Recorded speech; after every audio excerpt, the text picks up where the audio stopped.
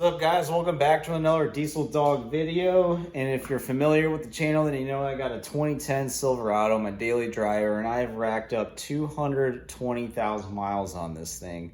Bought it with about 50,000 on it and just been driving it back and forth to work for quite a few years now. Now I changed the spark plugs at 100,000 miles on this thing, routine maintenance, and stock plugs on these GMs will go for about 100,000. Some people change them sooner, some people don't change them at all, which I don't recommend. But I've gone about 120,000 miles on these plugs. I've been meaning to change them. I ordered plugs and wires a while back. It's the original set of wires. Last time I did plugs, I didn't change the wires. So tonight I'm finally taking care of it. I'll show you what I got. Just went with some AC Delco Iridium spark plugs. I got these off Rock Auto. They are the OE plugs, it shows. And then I got a set of AC Delco spark plug wires.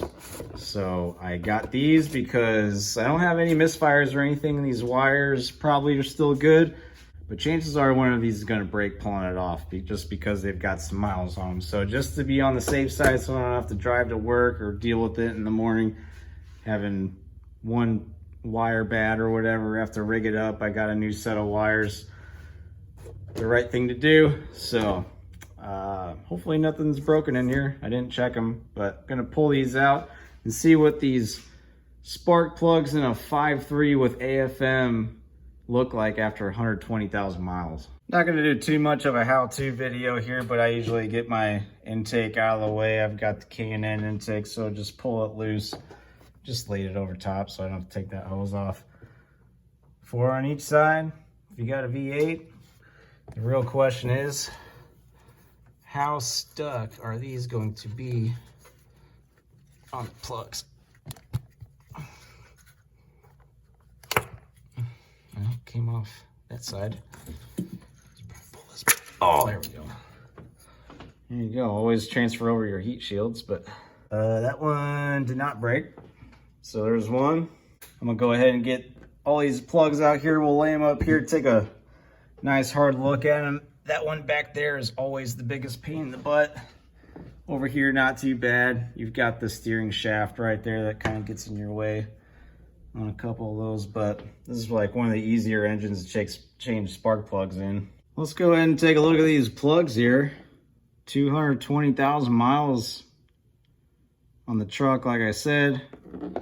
120,000 on these plugs. They don't look too bad. Not too bad at all. I expected a little more gap on those. You know, it's there, but like I said, it didn't run bad. It's just time to change them. Yeah. You know, looks like a plug with some mileage on them. Nothing out of the ordinary on like one's not super sooty like we got something going on with any of the cylinders, so I'm impressed. Good job, AC Delco. Good job, Chevy. Here's the new one. It's a different part number, 41162, and these are the 41110. So I'm not sure. This said the OE, so I thought I got OE last time. I don't remember where I got those from. It's been so long. But this is what showed for the OE on Rock Auto, so that's what I got. So went with that. Didn't want to go with the cheaper plugs, so I want this thing to go another 120,000 miles on these plugs. Let's go. 320,000 on this engine. Let's go. I'm calling it. Let's do it. I'll see you in a few years. They should be all pre-gapped. I still check them. Sometimes they get dropped and they move. And I've already checked a few of them and they're all about 35. I don't know what the spec is because I don't have my airbox on there. I'm assuming they would have the spark plug spec on there. But we're gonna go with the 35 on these. I moved a couple of them to about 37. Not gonna be a huge difference. So this one, you know, it's at 35, but if I get a little oomph, get a little more out of it, because I think there's supposed to be a little more, but Like I said, pre-gapped, just checking because I've seen them where they get dropped. You take it out of the sleeve and it's smashed all the way down to the tip. So you want to catch that before you put it in. All of a sudden you got a misfire and you're checking wires and you don't know what the hell's going on. And then you end up having to pull the plug back out and you find that, you're going to feel pretty dumb. Ask me how I know. Some people put anti-seize on these. Not a bad idea. I'm not dogging it. I just don't always do that. They came out pretty easy. Like I said, they've been in there for quite a while. Well, they were out once when I did the lifters, but they came out easy then. They came out easy now. Really don't see any need to put anti-seize on them currently right now.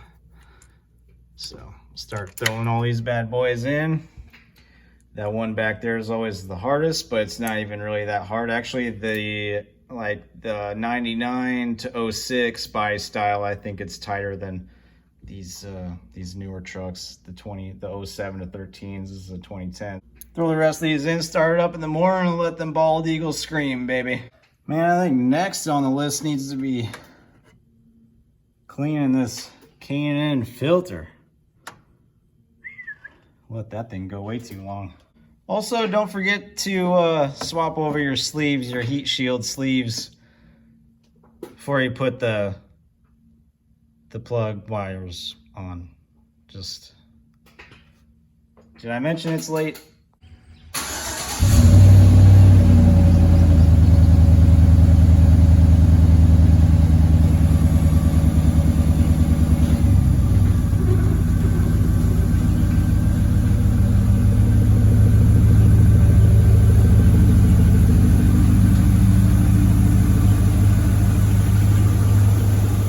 Alright guys, so it's actually been a few days I've been driving with the tune-up on the truck. I actually wanted, after I started filming, I decided I wanted to see if I would pick up any miles per gallon on this thing with, you know, you'd think plugs with 120,000 miles on them, you change them, you would pick up something.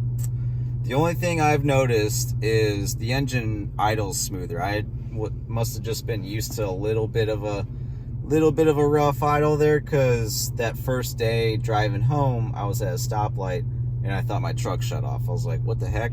Looked down, it was running, and must just not have been used to it running so smooth. So there's that. But as far as miles per gallon goes, we're at 14.3, and that's basically all I have been able to squeeze out of this thing. As far as the computer goes, you know, those aren't always completely accurate, but just going by that, beforehand, every time I would reset it, it would settle on 14.3. I usually like to give it a few days when I reset that to see what it lands on, because if you just reset it and you make one drive home, it's not going to be completely accurate. You want to drive like a week or 2 weeks, see, give it some miles, and that'll really give you a better average. So haven't really gained any miles per gallon, but that's okay.